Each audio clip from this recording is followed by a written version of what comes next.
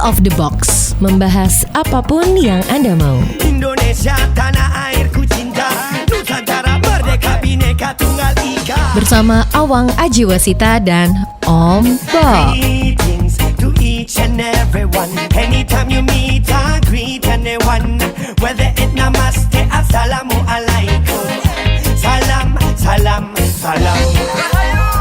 Halo, kita ketemu lagi di Out of the Box, membahas apapun yang Anda mau. Sudah siap di sini Awang Ajiwasita bersama Om Bob.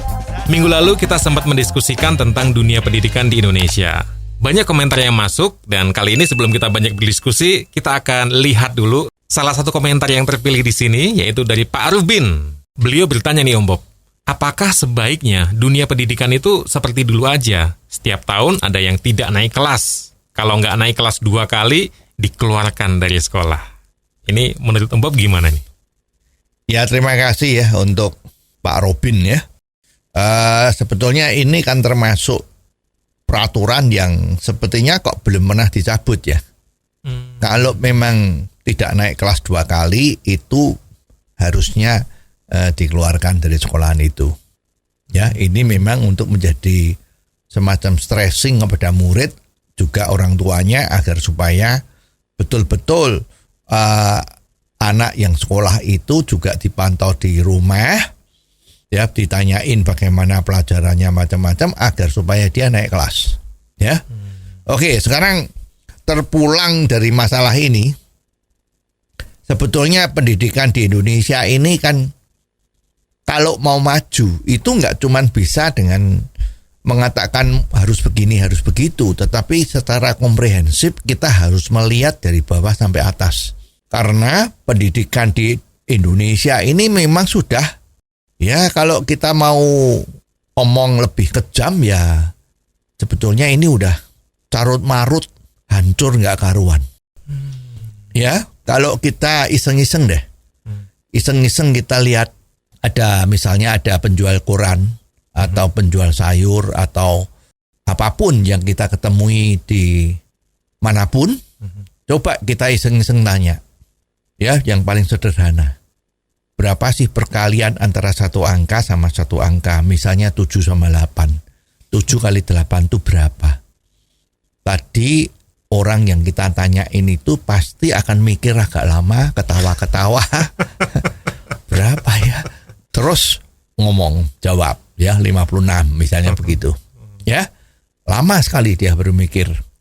Bahkan ada yang nggak bisa, suruh ditanyain itu, ditanyain 3 ya, misalnya 5 kali 7, terus setelah itu tanyain 6 kali 9, terus setelah itu ditanyain lagi 3 kali 8, ya itu pertanyaan 3 itu kemungkinan dia hanya bisa jawab 1. Ya ini banyak kejadian yang seperti itu, jadi relatif boleh dikatakan bahwa pengetahuan dasar dari anak-anak kita itu nggak begitu oke. Ya, lah ini kenapa ini terjadi? Sepertinya dulu ada sesuatu yang salah. Ya, dulu tahun 60-an itu kalau kita belajar anak-anak SD ya, kelas 3 itu kan harus sudah mengerti yang namanya perkalian. Ya, kalau SD kelas 1 membaca, kelas 2 itu sudah bisa menjumlah macam-macam itu. Tapi kelas 3 itu kan harus bisa perkalian, atau setelah hampir masuk kelas 4 itu pembagian. Ya, perkalian 1 angka, perkalian 2 angka itu biasanya diberesin di kelas 3. Lah dulu pengajaran waktu perkalian itu selalu anak-anak itu dididik, dibelajarin oleh gurunya dengan yang namanya sistem menghafal. Iya. Ya, waktu itu juga ada istilahnya diganti lagi mencongkak. Mencongak, ya. Oh, mencongak, ya. Jadi menghafal. Itu anak-anak harus teriak di depan kelas berbareng ya. 1 kali 1 sama dengan 1, 1 kali 2 sama dengan 2, sampai 9 kali 9 sama dengan 81. Ya, sampai 10 kali 10 100. Itu disuruh menghafal. Nah, terjadilah anak-anak didik itu kalau ditanyain 7 kali 7 langsung dia bisa jawab 49 karena hafal. Seperti kita ini kan hafal juga ini. Masa 7 kali 7 berapa? Mikir. 7 tambah 7 tambah 7 tambah 7 lagi. Ya. Hitung dulu. Gimana? Ya tapi hafal. Jadi kalau 7 kali 7 berapa? 49. Udah bener. Hafal. Nah, itu memang menjadi dasar untuk pengetahuan orang matematik. Jadi kalau ada perkalian 2 angka, itu juga enak sekali karena 1 dan 1-nya kita hafal. Ya, rupa-rupanya pada saat terjadi yang namanya itu CBSA, cara belajar siswa aktif, Betul. ini mulai ditinggalkanlah model hafal ini. Waktu itu argumen yang dilakukan adalah murid itu harus pengertian, tapi tidak boleh hafalan. Nah di sini terjadi rancu. Ya pengertian hafalan apa itu menjadi termasuk menghafal 7 kali 7 sama dengan 49. Ini sangat bertolak belakang. Ya sekarang hasilnya ya seperti ini. Karena selalu dibelajarin 7 kali 7 itu adalah ada angka 7 banyaknya 7. Jadi itu berapa? Lah terus kita kalau 2 itu 14. Kalau 3 itu 21 dan sebagainya. Ya. Jadi menjadi pengertian-pengertian yang sebetulnya pengertian ini cukup menjadi dasar untuk urusan yang lebih gede. Tapi urusan yang kecil sekali ini harusnya hafalan itu harus dilakukan. Ya jadi jangan sampai semuanya kalau hafalan itu jelek. Enggak. Tapi apakah ada contoh yang lain hafalan itu baik?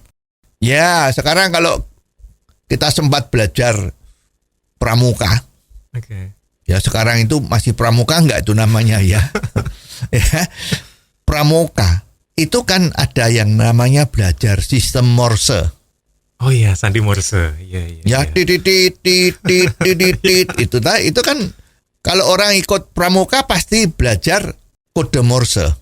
Kode Morse ini bisa dari denger titit gitu kan.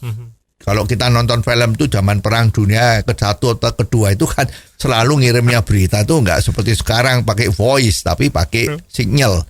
Atau juga bisa pakai lampu. Biak aja.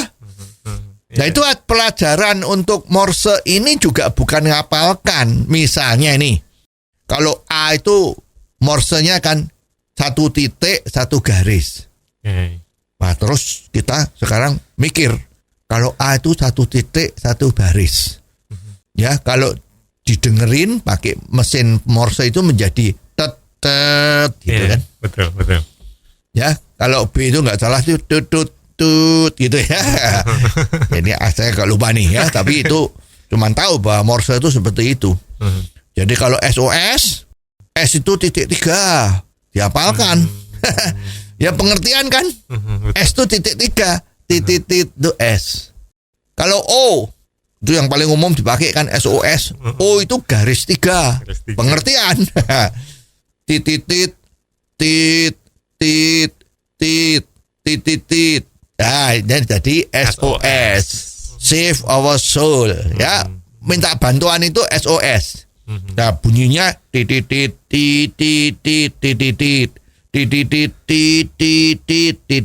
Gitu kan?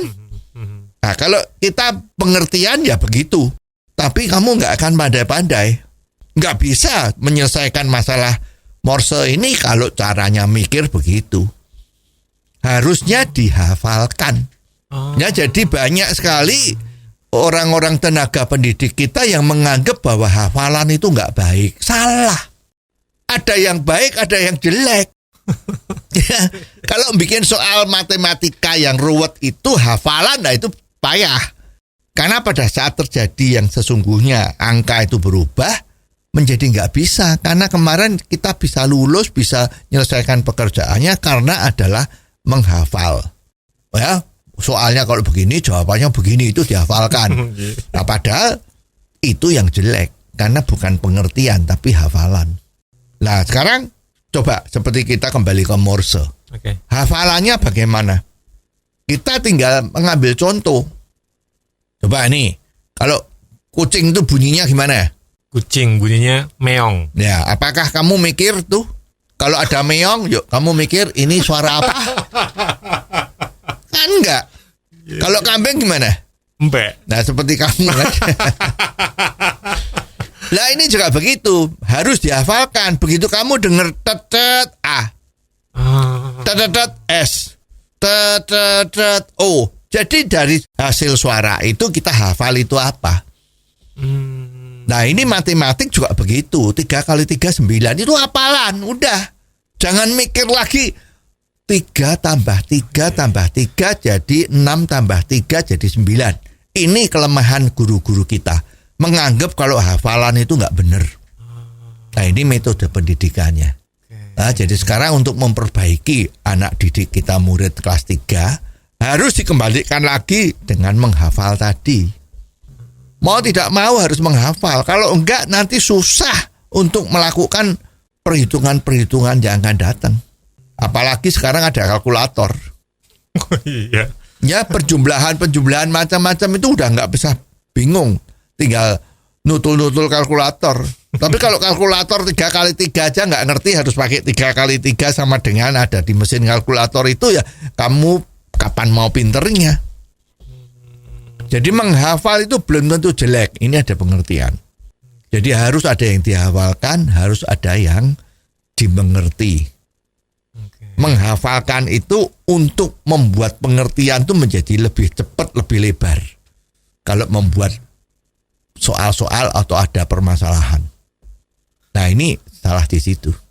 Ya, jadi ini kalau memang mau cepat-cepat maju, ya sekarang pendidikan untuk perkalian murid kelas 3 SD itu harus mulai dihafalkan. Ya, kalau itu udah diajarin selama seminggu atau sebulan semua sudah hafal, nanti coba nanti deh persoalan perkalian 2 suku kata, 3 suku nilai itu sudah lebih mudah. Pasti deh. Jadi ini yang perlu. Nah, sekarang masalah itu cara belajar siswa aktif.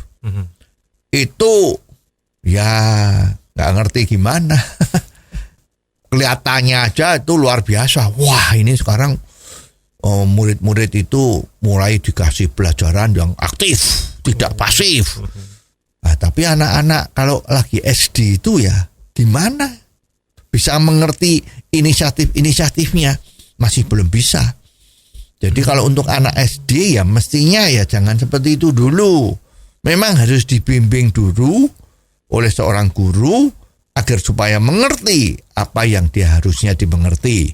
Bukan dilepas. Kemarin tuh waktu namanya CBSA itu dibikinkan kelompok-kelompok anak-anak kecil-kecil, kelompok-kelompok 5 orang atau 6 orang, mejanya ditotop begitu. Yang terjadi ya mereka ngobrol. Hah? Karena dia belum tahu harus ajar apa, harus belajar apa. Gurunya harus membimbing. Jadi tidak bisa. Cara belajar siswa aktif itu tidak bisa diterapkan di SD. Jadi harus paling sedikit SMP. Nah ini harus ada koreksi, harus berani lah. Ya, kalau nggak seperti ini ya dilepas saja. Dan kebetulan maaf itu oknum-oknum guru kita, tidak semua guru ya. Itu juga kalau ada CBSS sepertinya lebih santai ya. Ya lah, belajar sendiri ini ya bahannya karena belajar sendiri. Guru-guru kita oknum tadi itu tinggal mainan handphone, baca komik, jam belajar selesai pulang. Ini nggak bisa. Ya, jadi betul-betul ini sekarang untuk melakukan gerakan-gerakan cepat melompat ke depan untuk bisa membuat pendidikan kita lebih maju, lebih cepat maju.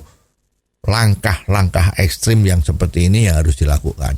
Oke, menarik banget sih. Tapi kalau itu kan tadi teknik belajar untuk matematika, Om Bob. Kalau untuk mata pelajaran atau hal yang lain, terus gimana dong? Ya, ada metode yang sama ya. Jadi guru itu harus mempersiapkan. Zaman dulu itu ada buku petunjuk. Kalau sudah ada kurikulumnya, itu ada buku yang namanya Cara Mengajar yang Baik. Setiap bab itu ada bukunya, caranya, petunjuknya. Misalnya bicara soal air kalau mendidih itu gimana. Ini bicara soal ilmu fisika ya. Kalau zaman dulu namanya ilmu alam. Nah, dia betul-betul harus punya bejana yang bisa diisi air, punya kompor. Ya, jadi ada prakteknya di depan ini ya. Ini namanya mendidih seperti ini. Dan ini panasnya 100 derajat. Kalau you kena air ini ya nanti tanganmu atau badanmu akan luka. Jadi jangan ini dibuat main-main. Ini kalau kena sama orang itu bisa melukai. Jadi nggak boleh lagi main-mainan dengan air panas. Itu jadi pelajaran-pelajaran untuk SD itu adalah model-model seperti ini. Terus lihat kalau panjang 1 meter itu berapa lah, gurunya harus punya penggaris yang panjangnya 1 meter misalnya seperti itu. Atau penggaris yang sekarang buat tailor-tailor kalau kita bikin baju di tukang jahit itu. Nah ini loh itu 1 meter. Kalau dibagi tiap meter itu ada 10 cm. Itu jadi harus ada contoh-contoh. Ya, apakah ini memang sudah dilakukan atau tidak? Ini yang harus diperhatikan dengan benar. Ini yang terutama seperti itu. Ya, jadi harus memberi contoh pelajaran apa itu harus ada yang namanya istilahnya dulu itu namanya jembatan keledai. Jembatan keledai. Ya, supaya ingatnya lebih gampang dikasih jembatan. Ya. Ini perlu guru-guru ini memang dulu ada pelajarannya khusus bagaimana mentransfer knowledge-nya kepada anak-anak supaya lebih mudah dimengerti. Lah ini harus benar. Jadi kalau mau rekrut guru itu ya harus mengerti, guru itu bisa mengerti bagaimana cara mendidiknya dengan betul dan baik. Ini harus, jangan terus pekerjaan guru itu paling gampang. Ya kalau ada lowongan guru semua ngelamar. Ya, saya lulusan S1 tapi ngajar SMP juga nggak apa-apa lah. Yang penting dapat pekerjaan, dapat pensiun. Nah ini kalau pikirannya udah begitu, ya repot. Dan juga nanti terjadi nepotisme, KKN. Oh temannya sendiri walaupun kapasitasnya nggak ada juga diangkat jadi guru, ini juga nggak boleh. Ya, jadi ini memang kompleks ya. Nah kalau untuk evaluasinya gimana Om Bob? Sekarang memang kalau gurunya itu sudah bisa ngajar dengan baik, apakah murid-muridnya itu mengerti apa yang disampaikan gurunya itu muridnya sudah tahu atau belum? Ini kan juga harus dicek, harus diperiksa, harus dievaluasi. Ya kalau belum bisa, masih belum tahu apa sebabnya, ini juga harus dilihat. Ya ini selalu bukunya itu pasti ada lah, bukunya bagaimana macam-macam itu pasti ada. Cuman sekarang masalahnya guru-guru kita itu membaca atau tidak. Jangan-jangan kepala sekolahnya juga nggak ngerti, jadi dia juga nggak pernah ngasih bagaimana caranya yang baik untuk mengevaluasi. Ya sekarang bicara soal evaluasi. Evaluasi itu kan kalau di sekolah itu kan ada yang namanya mid semester, terus ada yang semester, terus ada yang akhir kenaikan kelas. Ya itu biasanya dilakukan secara formal ya. Pasti kalau masih anak-anak seperti itu kan nggak boleh yang namanya open book. Ya mencontek temennya kan juga nggak boleh. Ya itu memang nggak bisa karena memang betul-betul kamu ngerti atau tidak. Evaluasinya adalah di situ. Tetapi yang paling penting harusnya evaluasi itu dilakukan harian oleh gurunya. Kalau pelajaran udah selesai, misalnya 1 jam itu 45 menit ya. Okay. Kalau 2 jam, berarti kan 90 menit. Kalau pelajarannya sudah selesai, nah guru itu jangan meninggalkan kelas. Cari waktu 10 menit atau berapa untuk melakukan evaluasi apakah yang dia ajarkan tadi itu sudah bisa dimengerti oleh murid-muridnya. Ya, jadi gurunya yang menanyain murid. Hei Amir, tadi Pak Guru atau Bu Guru ya, itu cerita soal ini, apa sih yang dimaksud dengan ini? Dia bisa jawab enggak? Kalau enggak bisa jawab, berarti something wrong. 1 murid, 2 murid, 3 murid, misalnya muridnya 30, ya, ada 5 orang yang enggak bisa itu udah, wah ini enggak benar nih. Ini gurunya yang mempunyai niat untuk mengetes apakah apa yang saya berikan itu murid-muridnya pada tahu. Ya, ada oknum guru yang nggak tahu ya nggak apa-apa lah, pokoknya aku udah ngomong kok. Nah ini kan integritasnya nggak ada. Nah, tapi kalau itu beneran terjadi gimana Om Bob? Muridnya beneran nggak tahu gitu? Ya, tugasnya gurunya nanti pas pulang sekolah yang tadi tidak tahu itu tidak boleh pulang. Kasih pelajaran tambahan. Kenapa kok dia nggak mudeng, kok nggak tahu? Oh, ternyata pengetahuannya dia itu nggak beres. Harusnya dia masih kelas 3, udah naik kelas 4.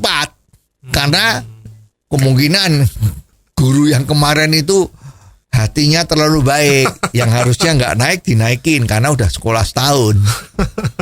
Nah, guru yang kelas 4 ini kena getahnya.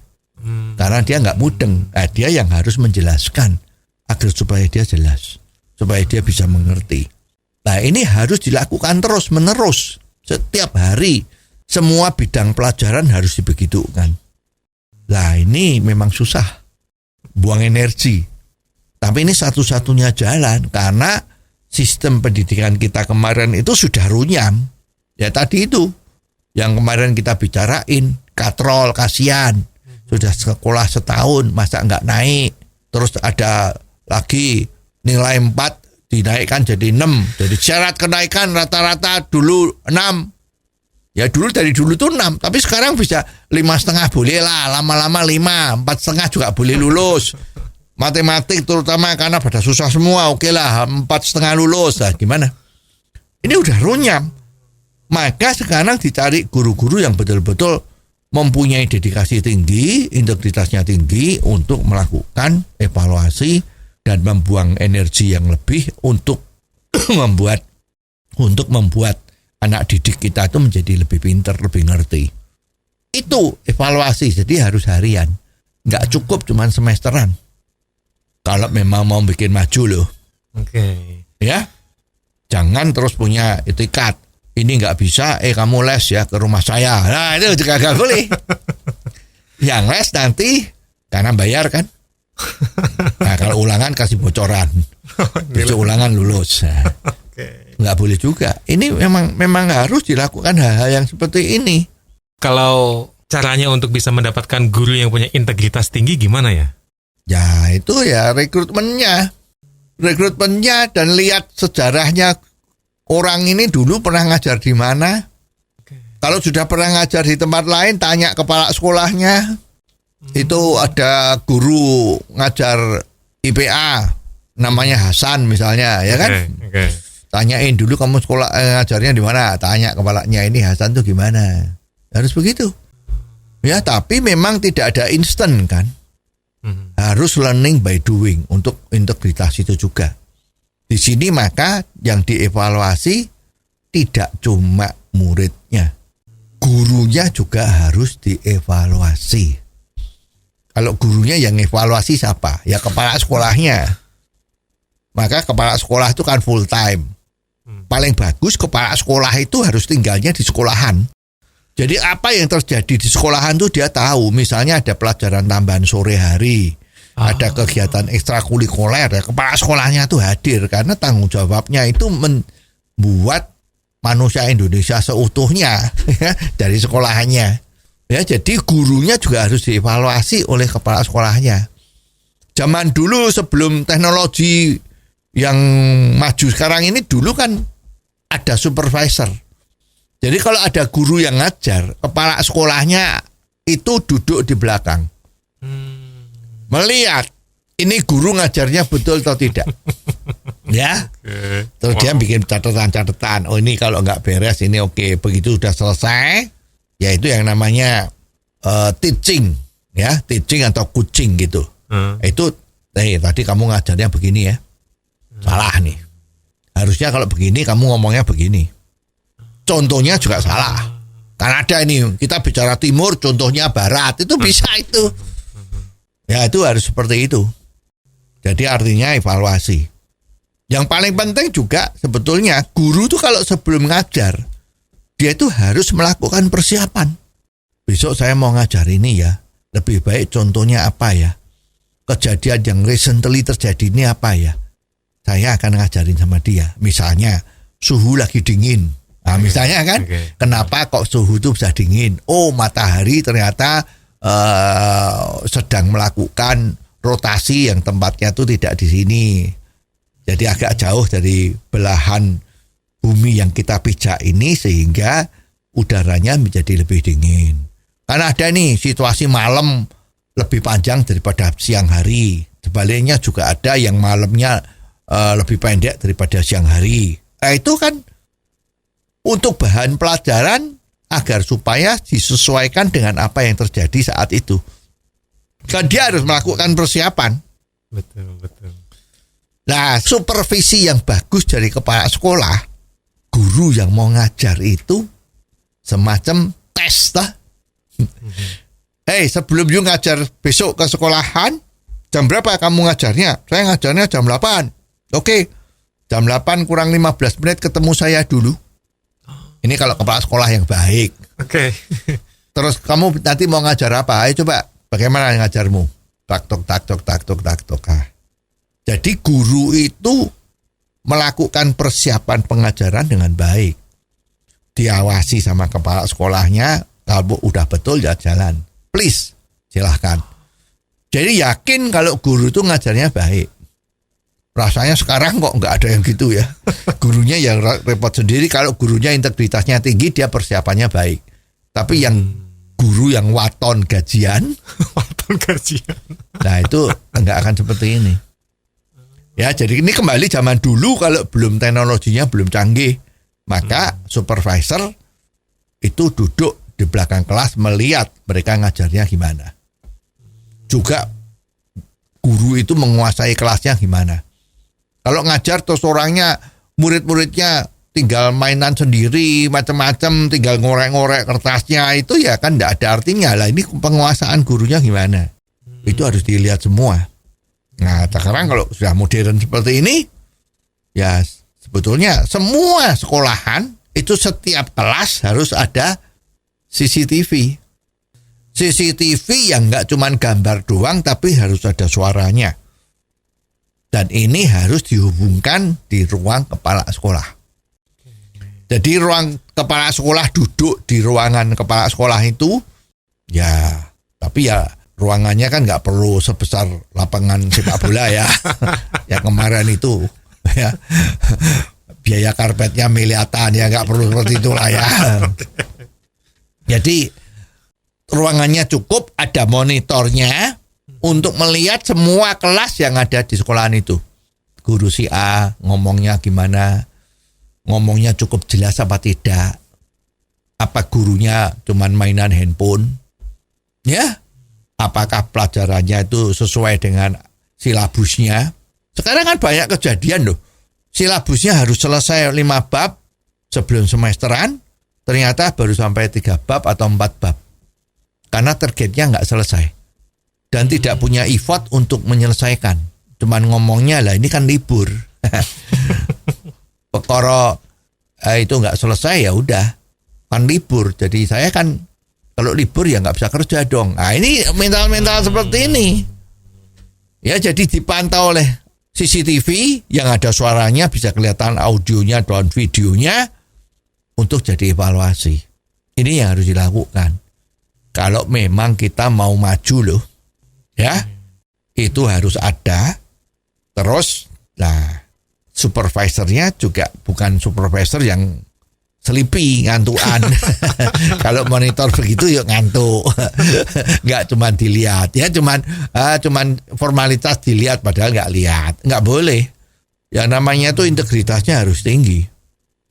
Nah, syarat satu lagi untuk menjadi guru yang baik itu suaranya memang harus keras.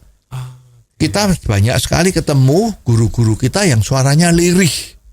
Lirih seperti omong-omong kalau kita di tempat tidur itu ya. Ini nggak boleh. Jadi syarat menjadi guru yang baik suaranya harus keras. Ngomongnya cukup keras, cukup tegas, tidak lemah lembut. Ya paling dikit supaya wibawanya muncul kan. Ingat dulu proklamator kita Bung Karno, kalau pidato berapi-api ya. Wah, nggak cuma berapi-api. Suaranya itu betul-betul kuat, ada karakternya. Guru juga harus seperti itu. Kalau suaranya lembek, lemah lembut, lemah gemulai, mana bisa membuat muridnya yakin? Ya, kalau memang gurunya itu hebat, ilmu pendidikannya bagus, caranya mengajarin orang bagus, tapi suaranya lemah, tidak keras, ya harus dikasih mic supaya dia bisa ngomong. Orang muridnya bisa dengar. Ini sudah sangat membantu lah. Ini juga harus dilakukan. Cara ngajarnya bagus, evaluasinya bagus, lah semuanya akan jadi baik. Ini dari segitu loh ya. Bukan katrol mengatrol, ini nanti belum sampai ke sana itu. Ini yang harus dilakukan. Nah, kepala sekolahnya itu kan juga harus dimonitor sama mbahnya kepala sekolah gitu kan. Yang namanya kenapa ada kepala dinas pendidikan di daerah-daerah itu kan tujuannya ngawasin kepala sekolah. Jangan yang dipikirin cuma administrasi. Itu kalau kita lihat itu yang namanya akreditasi, apa yang terjadi? Yang dilihat bangunan fisiknya, administrasinya, silabusnya gimana, macam-macam. Itu sepertinya administrasi itu menjadi yang paling utama. Dan kita lihat guru-guru atau kepala sekolahnya lagi melakukan persiapan kalau mau akreditasi, bingung. Administrasinya gimana, personalianya gimana, semuanya yang dilihat administrasi semua. Tapi tidak bagaimana kamu caranya ngajar, bagaimana murid-muridnya pinternya atau apa. Tapi kalau pakai model akreditasi seperti itu kan jadinya susah dong Om Bob. Nah itu, justru karena susah, mereka cari yang mudah. Memeriksa administrasi kan paling mudah, kelihatan. Ya nggak usah macam-macam. Oh lihat mana bukunya, oh lihat, oh ya sudah, oke, asal rapi tulisannya kita bagus gitu, udah bagus, ini dapat A. Justru akreditasi itu harus dilakukan dari hasil pendidikan murid-muridnya itu gimana. Murid-murid ini ada sekolahan yang bagus, muridnya dari mana itu? Oh dari sekolahan ini, sekolahan ini, sekolahan ini. Oh dari segi itu berarti murid sekolahan ini akreditasinya lebih bagus dari sekolahan ini. Kan begitu. Juga harus dilihat. Ya iseng-iseng ada muridnya dari sana dipanggil lah, ditanya ini kamu sekolahnya gimana. Ya semacam itu, murid-murid sekolahnya dipanggil, diajak diskusi. Ya kalau mau corok kerennya kan fokus group discussion. Wah ya kan. Wah bagaimana, tanyain. Ya gurunya ngajarnya gimana selama ini, macam-macam. Itulah yang jadikan akreditasi. Bukan sekarang sepertinya yang dilihat tuh administrasinya. Enggak, pendidikan tuh yang penting ya mendidiknya, bukan administrasinya, bukan nilai rapotnya, tapi kepinterannya. Ini harus betul-betul dilakukan dengan baik. Om Bob, ngomong-ngomong nih, di Indonesia kok kayaknya, ini sepertinya kok guru yang benar-benar baik atau bagus gitu kok rasanya jarang ya. Kenapa ya? Ya, memang beda. Dulu tuh kita ingat tahun 60-an itu. Pendidikan Indonesia kan luar biasa. Kita ingat Malaysia waktu merdeka, kemerdekaannya dia kan diberi sama Inggris ya. Indonesia akan merebut dari Belanda. Kalau sana diberi kemerdekaannya. Itu dia kan merasa pendidikannya nggak benar, kurang baik, sehingga dia minta tolong Indonesia. Apa bisa dibantu guru-guru yang baik untuk mengajar di Malaysia? Kita bangga itu. Banyak guru-guru dulu itu menjadi diperbantukan ngajar di Malaysia. Ya, gajinya lebih gede di sana. Nah sekarang kalau di Indonesia itu kok guru-guru itu kok sepertinya, maaf ya, banyak sekali kelihatannya itu kurang bermutu di dalam mengajar. Itu ya mestinya perlu dipikirkan. Ya untuk rekrutmen itu nggak cuman cari orang yang pinter, tapi caranya bagaimana supaya orang pinter mau jadi guru. Ya, kalau sekarang orang kerja di kantor pajak, di samping gajinya ikut pegawai negeri standarnya, dia kan ada tunjangan khusus. Ya, Karena dia kerja di kantor pajak, urusannya adalah menghitung pajaknya orang lain. Nah, kalau ini gajinya kurang atau gajinya kecil, nanti diiming-imingi bisa goyah mentalnya kan. Jadi makanya orang yang kerja di Departemen Keuangan itu mendapat tunjangan khusus. Sehingga mereka cukup kalau berbuat yang baik saja, biasa-biasa saja lah ya, nggak usah tak macam-macam, itu gajinya udah cukup. Sisa dibandingkan di tempat lain. Guru mestinya harus seperti ini. Ya dia harus digaji bagus. Agar supaya pikirannya ya dedikasinya kepada murid. Jangan yang lain lagi. Jangan sekarang ngajar mikir nanti dapur besok aku makan apa ini. Untuk rumah masih kurang ini makannya apa. Sehingga terjadilah yang namanya buka les pribadi. Nah itu kan nggak boleh. Jadi memang guru harus menjadi beda. Jangan dianggap seperti pegawai yang lain. Ya jadi mestinya memang kalau mau menjadikan pendidikan itu bagus, ya sistem penggajiannya juga harus oke, harus dirombak. Ya, jadi jangan terus ini yang sering terjadi. Guru SD itu semua gajinya sama. Kelas 1, kelas 2, kelas 3, kelas 4, kelas 5, kelas 6 itu sama gajinya. Besarnya ya. Yang dibedakan hanya dia udah berapa tahun kerja, yang lebih lama kerjanya gajinya lebih gede. Tapi ada orang yang pinter ngajar kelas 6 gajinya dibandingkan guru yang kelas 3. Ya, ini kok gajinya sama lah. Mungkin yang ngajar kelas 6 itu merasa wah saya lebih susah ngajarnya ini kok gajinya sama. Lah itu bisa nggak cocok. Jadi ini harus dilihat secara komprehensif. Sistem penggajian untuk guru itu apa perlu dirubah atau tidak, supaya membuat orang-orang yang hebat itu mau tetap jadi guru.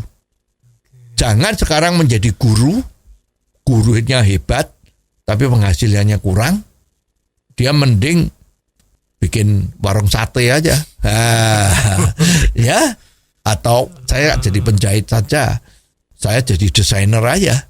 Penghasilannya lebih gede. Sayang dong.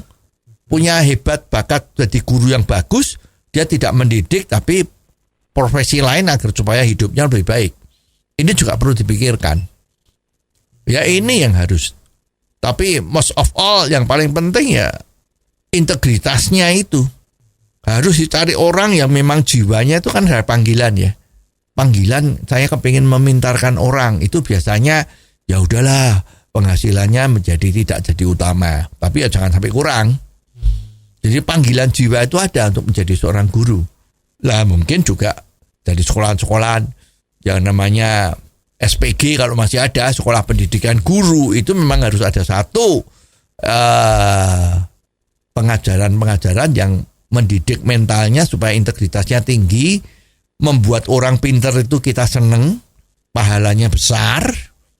Ya, nggak cuman itu aja yang pahalanya besar lah ya. Yang pahalanya besar itu kalau kamu minterkan orang, begitu. Nah ini harus ditanamkan agar supaya semuanya bisa jadi baik. Kalau begitu kayaknya sulit nggak sih Om Bob? Iya, sulit. Sulit sekali. Ini harus dirubah secara berkesinambungan dan serentak. Jangan wilayah A sistemnya udah bagus, wilayah B belum bagus, ini bisa repot. Jadi semua harus diawasi dan dibimbing agar supaya semuanya bisa dengan sistem yang benar. Dan sistem yang benar itu jangan dirubah-rubah. Ya, jadi sekarang sistemnya begini, besok karena sulit, nggak tahan uji, hasilnya kok masih belum kelihatan seperti lampu Aladin kan. Sekarang ngomong besok jadi kan nggak bisa seperti itu. Tapi nggak tahan nunggu. Wah diganti lagi aja dah. Wah gimana? Kalau yang sulit nggak usah dikasih pelajaran yang sulit, kasih yang mudah saja. Lah itu juga ada. Ini sepertinya faktor-faktornya juga banyak banget, akan panjang banget kalau kita ngomongin dunia pendidikan di Indonesia. Tapi lagi-lagi karena waktunya memisahkan, sepertinya kita akan selesai di sini dulu ya Bob ya. Oke, next kita bicara dari segi sudut yang lain. Oke. Dan sekian episode kali ini. Terima kasih untuk kebersamaan Anda. Kalau Anda punya komentar tentang apapun juga yang bisa kita bahas di sini, silakan WhatsApp ke 0878 559 07788. Jangan Anda lewatkan Out of the Box versi singkat atau pendek dalam program Underline yang setiap hari disiarkan di radio kesayangan Anda ini. Ikuti juga YouTube channel Om Bob Indonesia. Sampai ketemu di episode selanjutnya, Awang Ajiwasita bersama Om Bob. Tentunya di Out of the Box membahas apapun yang Anda mau. Out of the Box, membahas apapun yang Anda mau.